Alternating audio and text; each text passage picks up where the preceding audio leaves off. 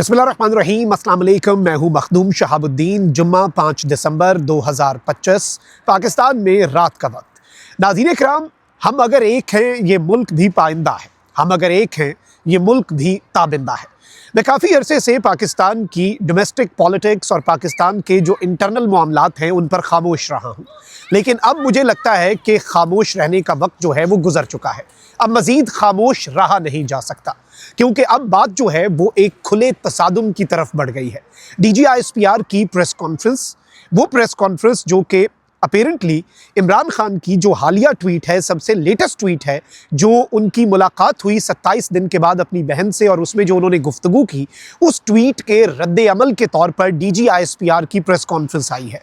और अब इस प्रेस कॉन्फ्रेंस के बाद की जो सूरत हाल है वो बहुत तेज़ी से बदल रही है। एक जानिब तो खैबर पख्तूनख्वा हुकूमत का मौक़िफ़, खैबर पख्तूनख्वा हुकूमत का जो स्टांस है वो आया है, और अब क्या होने जा रहा है in the next few days, और किस तरह से अब बात जो है वो पॉइंट ऑफ नो रिटर्न से भी बहुत आगे बढ़ चुकी है, इस हवाले से बात करनी है। इस सब के अंदर गवर्नमेंट जो कि इस वक्त मौजूदा हुकूमत है, उसकी सबसे बड़ी नाकामी किस तरह से आज यहाँ हुई है, उस पर बात करना बहुत ज़रूरी है। और किस तरह से इस सब के अंदर इस पूरी सिचुएशन में ये जो तसादुम की सी सूरत हाल बन चुकी है, इसमें कुछ स्पॉयलर्स हैं। ये स्पॉयलर्स दोनों तरफ मौजूद हैं, एग्जिस्ट करते हैं, और उस पर बात करना भी बहुत ज़रूरी है, क्योंकि बहुत से लोग इस पूरी लड़ाई के बेनिफिशरी हैं और दोनों साइड्स पर कुछ ऐसे एलिमेंट्स मौजूद हैं जो चाहते हैं कि एक लड़ाई और तसादुम की फ़ज़ा बने और उसमें उनका अपना अपना जो अपने तय फ़ायदा है वो अखज़ कर सके, हासिल कर सके। तो ये डिटेल्स हैं जो बड़ी अहम होने जा रही हैं। जो लोग हमारे साथ जुड़े हैं, अगर इस वीडियो को लाइक नहीं किया, लाइक ज़रूर कर दें, and most importantly comment section में आपने अपनी राय का इजहार ज़रूर करना है। और मैं पिछले काफ़ी अरसे से, मेरा हमेशा से मौक़िफ़ ये रहा है कि भाई जो तसादुम है ना, उससे हटकर पॉइंट ऑफ नो रिटर्न जो है कोई नहीं होता। वैसे तो अब पॉइंट ऑफ नो रिटर्न से भी चीज़ें बहुत कोसों आगे गुजर चुकी हैं, बहुत आगे जा चुकी हैं, but still there is always a way back. और चीज़ें जो हैं उसमें तमाम साइड्स जो हैं वो एक एक कदम पीछे हट सकती हैं। लेकिन पहले हम ज़रा जो ताज़ा तरीन सूरत हाल है उसे एनालाइज कर लेते हैं, फिर हम उस हवाले से जो खदशात हैं और आइंदा अगले कुछ दिनों के अंदर क्या होने जा रहा है उसे भी डिस्कस कर लेते हैं। Unlike the previous few interactions जो ISPR के अंदर हुए, और मैं भी उनमें शरीक था, आज तो मैं जो इंट्रैक्शन हुआ, प्रेस कॉन्फ्रेंस हुई, उसमें नहीं जा सका, वरना कुछ क्वेश्चंस थे जो मैं पूछता, और उसमें ना जा सकने की वजह ये थी कि I am abroad right now, इंशाल्लाह very soon I will be back in Pakistan. But जो मसला है वो ये है कि इससे पहले वाली जितनी प्रेस कॉन्फ्रेंसेज हैं वो टेररिज्म सेंट्रिक भी थी, अफगानिस्तान इंडिया सेंट्रिक भी थी, बट आज स्पेसिफिकली आगाज़ में ही DGISPR ने ये क्लियर किया कि भाई आज की जो प्रेस कॉन्फ्रेंस है, आगाज़ उन्होंने किया कि CDF का जो सेक्रेटेरिएट है उसने अपना काम शुरू कर दिया है। CDF का ऑफिस जो है वो इस्टेब्लिश हो चुका है। उसके बाद वो आए और उन्होंने फिर जो गुफ्तगू है वो इंटरनल थ्रेट और इंटरनल सिक्योरिटी थ्रेट जो है वो पाकिस्तान तहरीक इंसाफ और बानी PTI इमरान खान को डिक्लेयर किया, डायरेक्टली इनडायरेक्टली आप जैसे भी कह लें। अब इस सब के अंदर ये जो प्रेस कॉन्फ्रेंस है, इस दौरान बहुत से सवालात भी हुए और बड़े सख्त सवालात भी हुए, और बड़ा एक डायरेक्ट जो आप कह सकते हैं कि बातें चली। इसके अंदर जो लुबे लुबाब है वो यही है कि जहनी मरीज़ भी करार दिया गया, क्योंकि इससे पहले ट्वीट के अंदर इमरान खान जो है वो भी जहनी मरीज़ का लफ्ज़ जो है वो 3-4 ट्वीट्स के अंदर तवातर से इस्तेमाल कर चुकी है। तो आज जवाबन इमरान खान को ज़हनी मरीज़ कहा गया। फिर इवन जो वज़ीर आला खैबर पख्तूनख्वा हैं उनके हवाले से डायरेक्टली या इनडायरेक्टली एक मुहावरे का इस्तेमाल किया गया, बाकिंग डॉग्स सेल्डम बाइट, इस मुहावरे का इस्तेमाल हुआ। अब इसके बाद जो सूरत हाल है वो तशवीशनाक है, ज़ाहिरी बात है। और इवन दोनों साइड्स के जो तज्ज़ियाकार हैं, अगर मैं उनकी बात करूँ तो एवरीवन थिंक्स कि PTI जो है in the next few days जिस तरह से चीज़ें जितनी तेज़ी से आगे बढ़ रही हैं, पाकिस्तान तहरीक इंसाफ जो है उस पर पाबंदी, खैबर पख्तूनख्वा में गवर्नर राज और इस तरह के ऑप्शंस तो एक्सप्लोर हो सकते हैं। लेकिन अल्टीमेटली आज की प्रेस कॉन्फ्रेंस की ज़रूरत क्यों पड़ी? Number one, the current government जो कि पॉलिटिकली पाकिस्तान तहरीक इंसाफ को जिसे काउंटर करना चाहिए था, they have actually failed to build a narrative. वो नैरेटिव या जवाब देने में गवर्नमेंट जो है वो नाकाम हुई है। इसीलिए द डायरेक्टर जनरल ISPR ही हैड टू स्टेप इन, और उन्हें फिर आकर फ्रंट फुट पे खेलना पड़ा है। ये अनप्रेसिडेंटेड है, और इस तरह की प्रेस कॉन्फ्रेंस जो है उसकी मिसाल नहीं मिलती। इससे पहले साबिक DGISPR और उस वक्त के DGISI जो हैं उन्होंने भी एक प्रेस कॉन्फ्रेंस की थी, but this press conference it is way more blunt और डायरेक्ट, और इसमें अबहाम या इफ्स एंड बट्स नहीं रहे।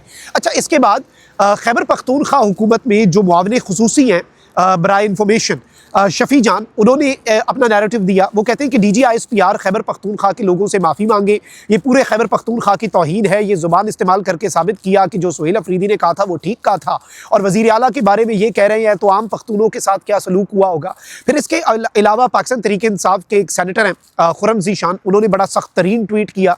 इस सब के अंदर इवन अब ये बताया जा रहा है कि वज़ीर आला खैबर पख्तूनख्वा जो है सुहेल खान अफरीदी, वो 7 दिसंबर को पेशावर में जो एक जलसा होने जा रहा है उसमें बेसिकली डीजी ISPR के इस प्रेस कॉन्फ्रेंस का जवाब देंगे। ये पाकिस्तान तहरीक इंसाफ का जो इंटरनल सोर्सेज हैं वो ये बता रहे हैं, और वो जवाब जो है ऑब्वियसली एज एक्सपेक्टेड, क्योंकि इससे पहले भी इसी तरह की स्टेटमेंट्स जो हैं वो इनडायरेक्टली उनका तबादला हो रहा था।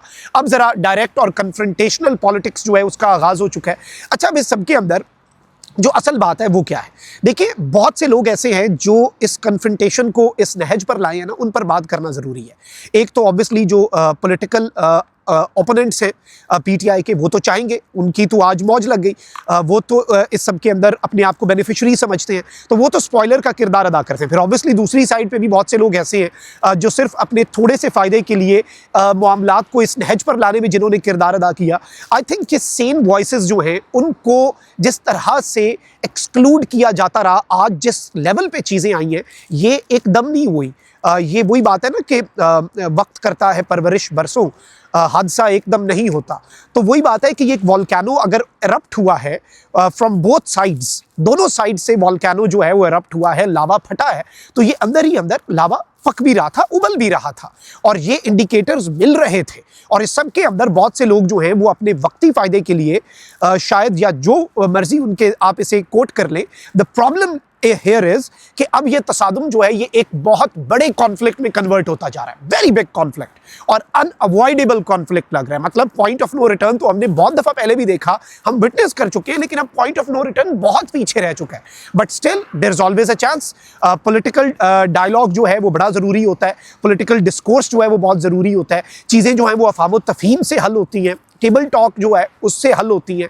अल्टीमेटली अगर दुनिया भर के अंदर बड़ी जंगें भी हों तो वो जंगें जो हैं वो भी अवॉइड ना की जा सकती हो, तो उस जंग के बाद भी एंड पे टेबल टॉक पे ही बैठना होता है और गुफ्तगू करनी होती है। क्योंकि अभी के जो हालात हैं उसमें जो रियलिस्टिक चीज़ है वो ये है कि भाई मामलात जो हैं वो in the next few days मज़ीद ख़राब होंगे, मज़ीद तशवीशनाक पहलू की तरफ चीज़ें बढ़ेंगी, और अभी भी सैनिटी कैन प्रिवेल। ऑब्वियसली ये जवाबुल जवाब का जो सिलसिला है ये फिर रुकेगा नहीं, और इसके फिर असरात जो हैं वो फिर ऑब्वियसली मेन स्ट्रीम पॉलिटिक्स जो है पाकिस्तान की, उसके ऊपर तो हम बराह रास्त देख रहे हैं। लेकिन जो अल्टीमेटली चीज़ है वो ये है कि गवर्नमेंट इस सब के अंदर बिल्कुल साइड पे बैठी है। मैंने ये भी देखा कि इस प्रेशर के बाद गवर्नमेंट के जो वज़रा हैं वो भी इस तरह से खुल के सामने नहीं आए, अलबत्ता वो इसमें दे हैड अ चांस, तो अब वो ये चाहते हैं कि शायद यही कन्फ्रंटेशन रहे। फिर ऑब्वियसली दूसरी साइड पर भी कुछ स्पॉयलर्स का किरदार अदा करने वाले एलिमेंट्स तो मौजूद हैं, और इस सब के अंदर रैशनल बात करना, रीजनेबल बात करना, और अभी भी चीज़ें जो हैं उन्हें बेहतरी की तरफ लेकर जाना, कूल डाउन करना, आई थिंक बहुत ज़रूरी हो चुका है। वरना फिर ऑब्वियसली आप देख लें जिस तरफ को चीज़ें चली गई हुई हैं और जितनी आगे को जा चुकी हैं, ये अफसोसनाक भी है, ये परेशान कुन भी है, ये तशवीशनाक भी है, और इस पर जितनी परेशानी का इजहार किया जाए आई थिंक वो कम है। और ऑब्वियसली जो भी मुहिब वतन पाकिस्तानी है वो ये चाहता है कि पाकिस्तान में पॉलिटिकल स्टेबिलिटी भी हो, रूल ऑफ लॉ भी हो, कॉन्स्टिट्यूशनल सुपरमेसी भी हो, और चीज़ें जो हैं दिफा भी मजबूत हो, पॉलिटिकल स्ट्रक्चर्स और डेमोक्रेटिक इंस्टीट्यूशंस भी मजबूत हो, जुडिशरी भी मजबूत हो। ये तो हम सब चाहते हैं और यही होना चाहिए, और ये सब कुछ जो है ये इसी तरह से मुमकिन होगा, उसी सूरत में मुमकिन होगा अगर चीज़ें जो हैं वो अभी भी एक एक स्टेप पीछे ले जाकर बहुत सी चीज़ें जो हैं और जो रैशनल बात करने वाले, लॉजिकल बात करने वाले एलिमेंट्स हैं वो सामने आएँ, और फिर चीज़ें जो हैं वो आगे बढ़ें। I think that is very important. वरना अभी तक जो हमें सिचुएशन नज़र आ रही है वो सिर्फ तसादुम की है, और उसमें खुला तसादुम है, खुल के तसादुम है, और चीज़ें उस तरफ को जा रही हैं जिस तरफ को वैसे जानी नहीं चाहिए थी। अपना बहुत ख्याल रखें। अल्लाह निगहबान। पाकिस्तान जिंदाबाद।